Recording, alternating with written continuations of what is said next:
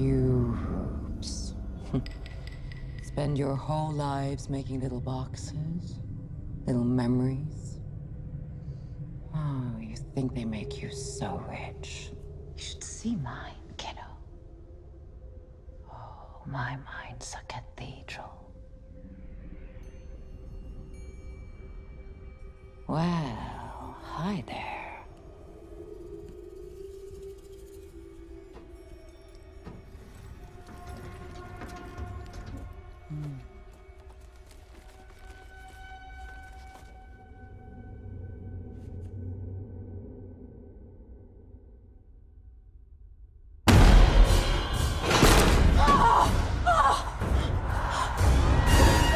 You said you'd come back.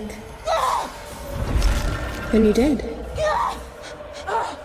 Good. Get back!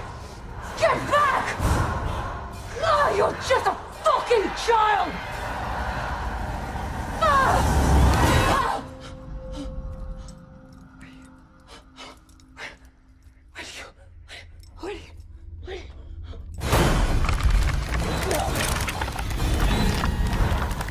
Get out! Get out! Get out! Ah! Ah! Ah!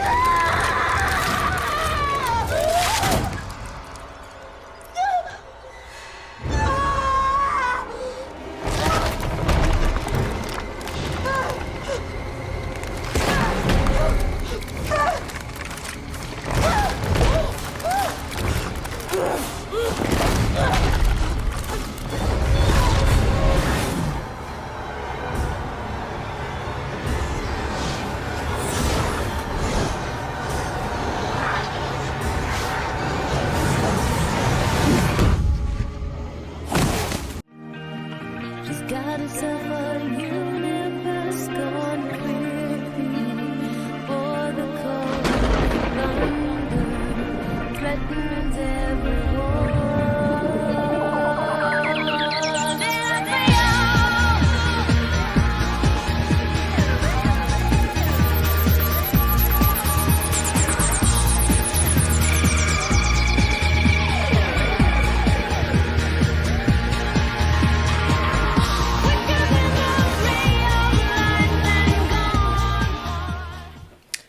All right, welcome back. I am back with the next chapter in Real Analysis on the SnyderVerse. This chapter is called Chaos to Cosmos. Okay, so basically we're going to be talking about the same thing, but emphasizing a different aspect. That's always what it is. So it's still the sacred thing. It's still the axis mundi. It's still the sacred center. But all of that actually implies that there's a creation that occurs there. And the notion of creation myth and cosmogony is at the heart of that. And that's, I mean, really, that's why it's sacred, right? The most sacred thing you can think of is like how everything came about, right?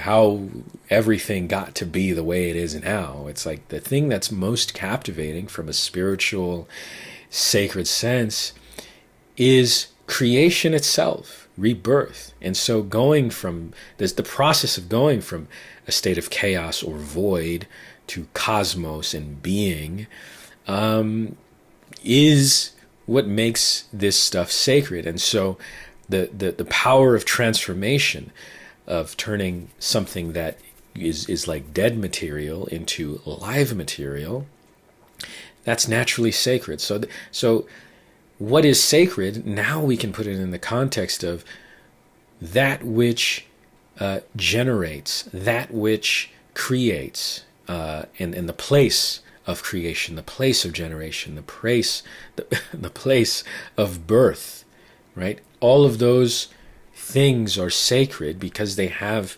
these features, and there's an energy associated with it, right? That the creation process is a very energetic process. So we talked about sacred centers being energetic, right? So if we're talking about astrophysical jets, it's very energetic in the center, like it kind of the relativistic jets that are created at the galactic nuclei and all of these things is like things are pulled in, energy gets so hot there that then material particles get get propelled from the center, and through this propulsion, they then transcend or escape the plane that they currently exist on into now they are free into other cosmic realms, right? So there's a lot of natural and intuitive elements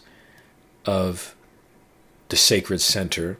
Here we're going to talk about its ability to create. Okay, so we have the Axis Mundi. We talked about the Axis Mundi, all its manifestations. We have the Mayan world tree, which creates the stratifications of the different realms. There's the above and the below, but there's also like realms within those realms, right? And so this represents the world center is the Axis Mundi, and you can see it in different ways as like a seed creating a simple plant, right? Breaks out into the above and the below, reaches below as well as above, and breaks that plane from darkness to light as well. We have the Tree of Life Kabbalah, which starts off at the top to split off into the various modes of being from above.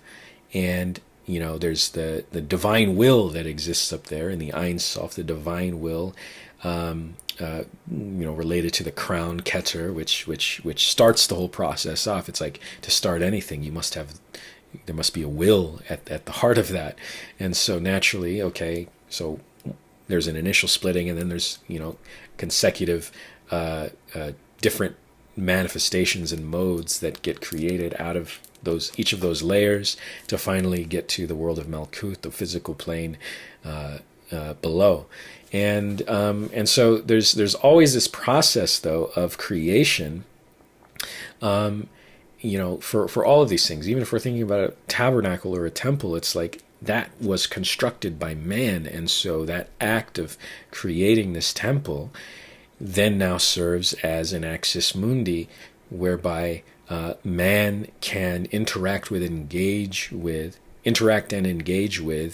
the presence of God is in the temple, right? And so that is one of the features of the axis mundi, as we talked about, is its ability to communicate between the realms, and so what we're going to focus on here is that all of these are actually images of creation as well, right? So it's the thing that's created. And so if you look at the plant, that's easiest to see with the plant, because you can see the process of that plant being created as, the axis mundi. But all of these things were created, right? So it's like all of this is, whenever you look at a tree, it's like that went through a divine process of creation, and anything that does is a representation of the sort of grand cosmogonic drama of creation, and therefore is sacred, therefore is holy, right? So the holiness of something comes from its ability to, or our conscious perception of it as a vessel that participates and mimics the grand drama of creation of everything, right? So remember, that's at the heart of the most intriguing thing one can ever think of. And I would challenge anyone to think of anything more intriguing than the creation of the cosmic order. How everything came to be is the most sacred thing. And so anything that models that or participates in that celestial drama, that celestial narrative, that celestial model is sacred because it participates in the most interesting thing, and that is the act of creation, the act of Genesis, the act of manifestation and transformation from void to form and existence and being, from chaos to cosmos, okay? And so you'll see that, is this the sacred center anywhere, whether it be a world navel or the lingam yoni or a world mountain or a human body in the chakra system, is itself an expression of the macrocosmic creation, okay? So microcosm, macrocosm, fractals, and all of these things. It's like the smaller scale reflects the larger scale, reflects the small. It's all related to the idea of creation, okay? And what is created? A hierarchy, a stratification of the world, a divvying up of the world, right? So it's like this goes here, and this is that's function, this goes here, and this is the function for that, and this goes up there, and earth goes down here, and the wind does this. And so it's like a divvying up of duties and form that creates the stratification of the world that we experience. And so all of this is the same thing. Here we look at it and focus on it through the lens of the image of creation, which is actually the most holy thing you can think about, is how something is created. And so here we have two different pictures of Yggdrasil, the Norse world tree. Yggdrasil is an eternal green ash tree in Norse mythology. It stands in the middle of the world with branches that stretch out over all the 9 realms. Each realm hangs on its own branch, but if the tree should shake or fall, so will all the realms. Okay, so everything, reality itself, hinges upon this world tree structure. And if anything happens to this structure, oh man, it's lights out. It's lights out. But opportunity to create something new. Well, that's a beautiful thing as well. All right, so I'm reminded of the nursery rhyme, Rockabye Baby on a Treetop, right? So it's like rockabye baby on a treetop. When the wind blows, the cradle will rock. When the bough breaks, the cradle will fall, and down will come baby, cradle and all. And so this is this precarious nature also reminds me of Carl Jung, who said, this world hangs on the thin thread, and that thread is the psyche of man. It's like we're in a very precarious situation, and this world that we see here, the way I view it, is almost like God having a thought bubble, and if that bubble pops, if that bough breaks, if the fourth wall gets broken, then we all sort of go into this cataclysmic state, but with the opportunity to create something new and even better, right? Maybe something fresh and good and true and just would be that would be nice, I think. But that's just me. In the effort to contextualize the creation myth and the creation structure, and further, of course, the Axis Mundi as well involved in that, the world tree, we look at many movie posters that look like this, and what I'm saying here is that this is basically the world tree. This is the Axis Mundi. Whenever you see like a poster or picture or instance of this form, something like this form, it is an expression of the creation image. It is an expression of the Axis Mundi, which emphasizes the fact that the stories that are being told are about ascent or descent along this Axis Mundi. So Batman, you see Bruce Wayne, he's like below on the earthly plane, and yet his mythological aspect of himself is in the heavenly sky above, and they're sort of like giants, right? They're sort of towering over the world below. And so there's this idea that the symbol, the myth, is actually this giant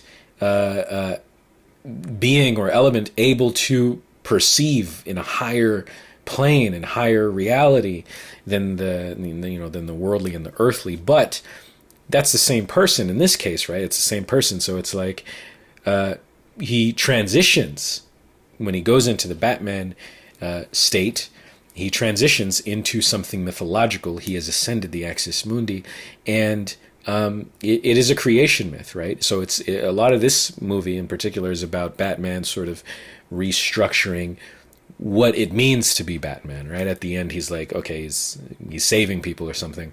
And so this new aspect or element of the Batman that he has reconciled is something he came into, he was birthed into. There was a creation myth, therefore, relating to his ascent, ultimate ascent along the Axis Mundi. And then you have kind of lesser figures as well, smaller but still larger than the smallest at the below. So there's this idea where it's like, the beings below are small. That's us on the earthly plane. We are like ants. If you've seen an ant colony, people just kind of view the ant colony. Oh, look, that's interesting. They're doing things. And so the people looking at the ant colony are these higher beings looking at us, and we're kind of the pets or the bugs, let's say, being viewed and being kind of poked and prodded in some sort of way that is like, we're trapped in this sort of, and we'll look at other examples of this idea, which is actually an interesting idea, and I think is very true to reality, is that there are these spiritual entities that can view and perceive in a higher way than I can, right? So it's like I can't speak for everybody, but for me, I'm like, I can't perceive on that level, but they can perceive in a way that's like, transcendent. And so the idea is that the spiritual beings, angels, even fallen angels, and these beings on these higher planes can somehow view things in a way that's like transcendent of time and even space, right? And so they live in an ethereal, divine realm, and so that's the realm of the sky, and we are on the earth, like pets, basically, like an ant colony, let's say. We also have another example. We're going to go over many examples. We're going over many examples of this structure because I really want to, make sure you understand, like, this is everywhere. And it's not just, oh, cool. Well, it's cool to make things look big, and it's cool to put them up here, and it's cool to have like small things down here, and it's cool to have like the sky here and the earth here. They're actually doing it intentionally to emphasize this creation myth structure, which is the creation image, which is the Axis Mundi. So here the Axis Mundi, the image of creation, is Barbie. And of course there's the motif again of this mythological being a giant figure juxtaposed to the smaller beings in awe, these smaller animals, like if you go to 2001: A Space Odyssey, you see the monolith, of course. This is playing off that. And then the lower beings are like animals, the apes that can't quite make sense of what they're experiencing, right? And so that's us, or that's me at least. I mean, like, I'm like, whoa, this is like, oh wow, there's beings there. And so this is Barbie. We have another one from the Goodfellas. Again, the stories. The main characters of the stories are the mythological characters. So the more important and more prominent a role, kind of, and more power they have, the more ability to influence and manipulate, like puppeteers. The higher they are on the cosmic axis mundi. And so here we have, all three of them in the sky above the city, giants looking down on some smaller kind of being and some smaller thing on the bottom. Again, there are many examples of this type of structure. Here, again, same structure. We have divine ethereal beings in the sky or the heavens, and then we have the kind of lower tier figures on the bottom. We have V for Vendetta, which also carries this same structure as just a movie poster, right? So it's like the movie posters are showing, whenever you see them like this, any image really like this, where there's like a divine giant being head overlooking the world, that is an expression of the Axis Mundi. And the notion that there is somehow an ascent being made to create these giant figures, mythological figures as giant figures. Again, we have the Martian, same motif. We are looking at very specific motifs, visually speaking. There's, again, the giant heads in the sky and then the smaller scale people on the bottom, okay? We have Dawn of the Planet of the Apes. All of these have this structure. So whenever you look at a poster like this, I want you to immediately think Axis Mundi, creation myth. And here's one from Hereditary, where again we have the motif of like a smaller, kind of a smaller being on the bottom. We have these kind of smaller characters on the bottom. We have the giant heads, the mythological characters of the story. Here we even have the kind of a world tree motif with the plants and indicating the growth, the seed out of which all of this is growing. And it doesn't necessarily always have to be good, right? So again, we had Darth Vader on the top. There's lots of cases, actually, I've seen in movie posters where the villain is on top. Sometimes it's where the hero is on top. And so remember, gods and devils come from the sky. And so you can have either or. So it's not really about good being above or below or whatever. It's like good and evil exist in both realms, right? And that's something that is really important to understand. Dune is another example. This is a tree. When you look at this, you should be seeing, oh, it's a tree that's kind of like fanning out. It's the Axis Mundi. It's an image of creation. Okay, there's the foundation below, the godlike mythological characters above. We have Gone Girl, who is looking out and who kind of plays the puppeteer throughout this story, and like everything's under her control ultimately, right? Even to the very end, because she, in this one, spoiler alert, he goes back with her, right? So she's really in full control throughout, and everything she kind of does is to recapture him, and he is just kind of the fool who gets kind of tugged along in this journey. Titanic, again, the mythological beings in the sky, divine beings in the sky. Here we have even the motif of duality. We have a darker side and a lighter side coming together to peak and then produce the kind of duality in the sky above. So it comes from below, the duality comes from below, joins, and then kind of creates a duality above. Here again, this is the creation image. We have this circular sun type thing. It's like, whenever you have like a circular thing, that helps to kind of emphasize, oh wow, this is really important. Something really important is happening here. We have the small beings on the bottom. We have the divine, celestial players in the story, kind of laid out again in the creation image. So you can think of it as a world tree, you can think of it as many things, but it is an image of creation, and the stories are always creation myths of some kind, right? Here we have the Karate Kid, small beings on the bottom, large giant heads on top.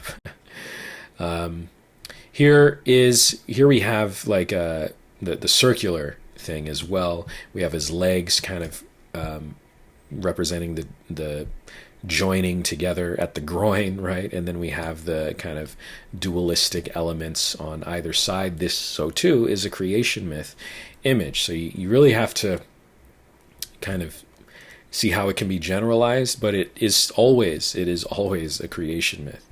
And this is one of my favorite ones, The Lion King. When I watched it as really little, it was a very emotional movie. The whole, Mufasa being in the sky in the clouds, and then the small earthly being. So again, this is the Axis Mundi. This is communication. This is the creation, relating the various realms together. And so Simba, who is in the earthly realm, is communicating with his divine father. who is passed on at this stage, and he's giant in the sky and he's little on earth. Remember, this is a very important motif. Giant heads in the sky, little beings on earth. What this is the axis mundi, the creation image. The fact that's being emphasized here is that the divine beings see and are mythological and are big and are capable of viewing things in ways that people in the animal or human realm, whatever you want to call this particular realm, is we're actually incapable of perceiving, or we are not currently able to perceive on this level. I don't know about incapable or not, but the idea is that our perspectives are very narrow compared to the perspective of those that have ascended along this direction. Again, we have Field of Dreams, another creation myth. We have the field itself, which is like the creative material, and we have the triangular element here representing the monad splitting into duality, which ultimately creates the divine mythological main character, as which this story is about his ascent through that, through the this drama, this narrative is he is ascending, he is gaining some valuable spiritual insight throughout this process, and therefore perceives in a higher sense. So again, from the Matrix, we have this triangular thing called the deep image, which from this monadic point diverges or splits into duality, right? So from monad to dyad, from unity to duality, we have a mirror image of the self being reflected in different opposing ways. So really, Morpheus is Neo, in the sense that they have originated from the same singular structure, okay? And this is kind of a main feature of the creation myth, which is to say that we're all actually sourced from, the same thing, right? So it's, even though we seem different, even though we seem very, to have different mindsets and personas and all of these things, that's superficial with respect to the monadic singularity out of which springs forth all of creation. And so this is again a creation myth, and this this gives us something of its structure where things are generated from that unity. And this creation structure of triangle. What is this triangle? Well, it looks like a V to me, so it's also the view, right? It's anytime you see that V centralized here, that V represents a splitting of the monad into the various components. So we have all the different views splitting from a source of convergence. Okay, so just like in the Matrix, where we have this is the deep image, we have the view. Okay, this is not random. This is not arbitrary. This is a thing that is intentional, and it kind of represents a very deep aspect of our reality that is hard to kind of acknowledge and interpret, because of course everything looks different, everything looks separate and all of that. But it's important to understand at all times that although things seem different, everything, absolutely everything, is sourced from a singular point of convergence, or the singularity, or the monad. Okay, and that's where you would have the mind of God. Right, and through the mind of God, creation takes place, and so there's this mirror image of differing perspectives,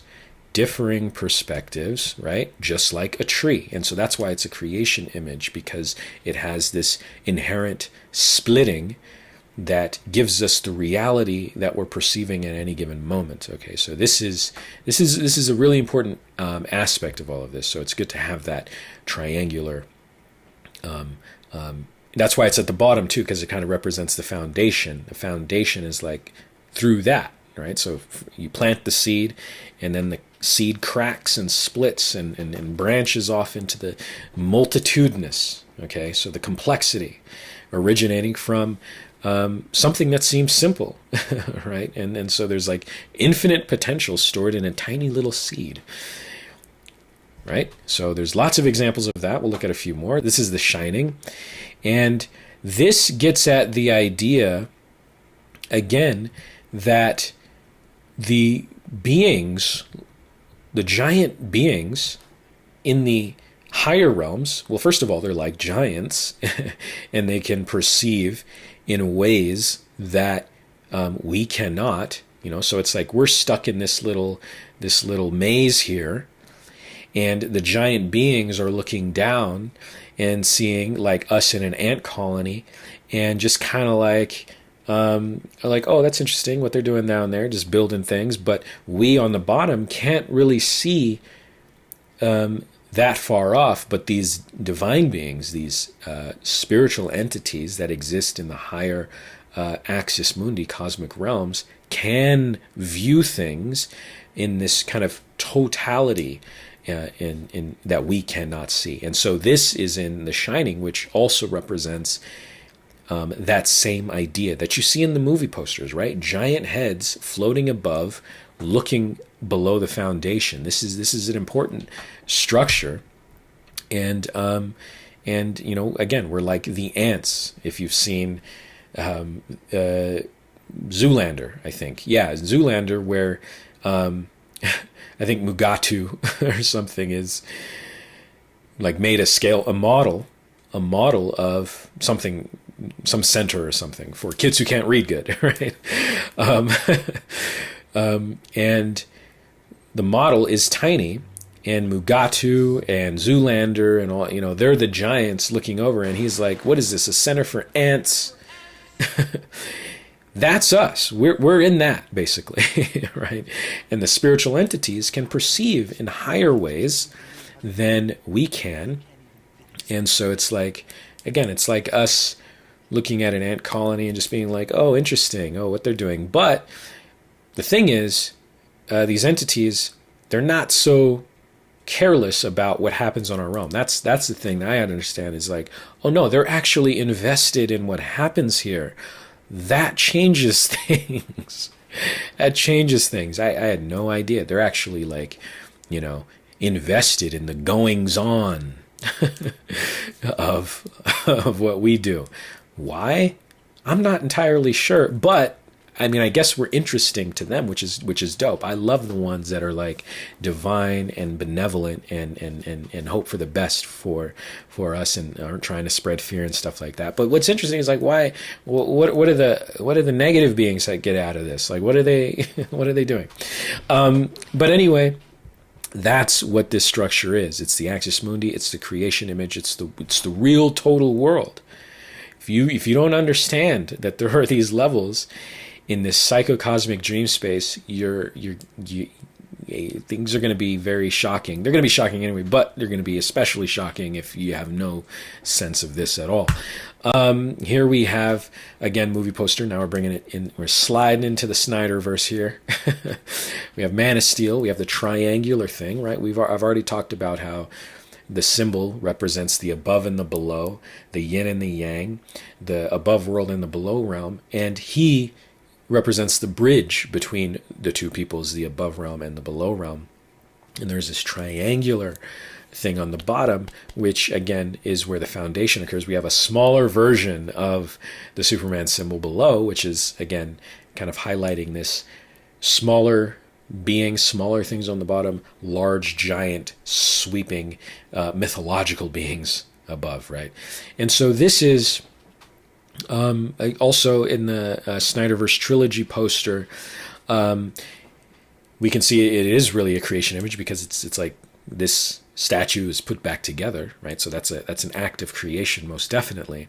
And again, we have the sky and the kind of lower thing on the bottom, and then the hands really operate to join the below and the above. So again, there's always this sense of there's an above, there's heaven above in the sky, and then there's like a below realm, and he again is the bridge between those things, and so he kneels down and helps people to ascend or something like that, right?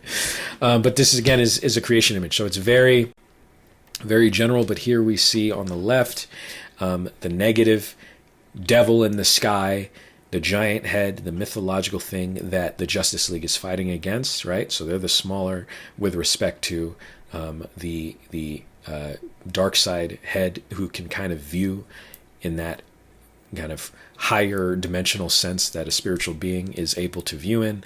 The Justice League is on the right. We see the Justice League, and this truly is even more so a creation image, because it's through them coming together that the mythological element of them being the Justice League is kind of locked in the sky. So the giant head here is the symbol. Remember, it's a symbol.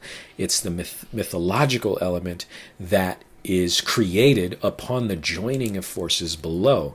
So this is like a bona fide creation image, right? Because it's like these individuals they start in chaos, they're not working together, they come together, and then that creates the tree of life, the world tree, and then the mythological thing is on the top. Okay, so that's bona fide creation image, creation of the Justice League.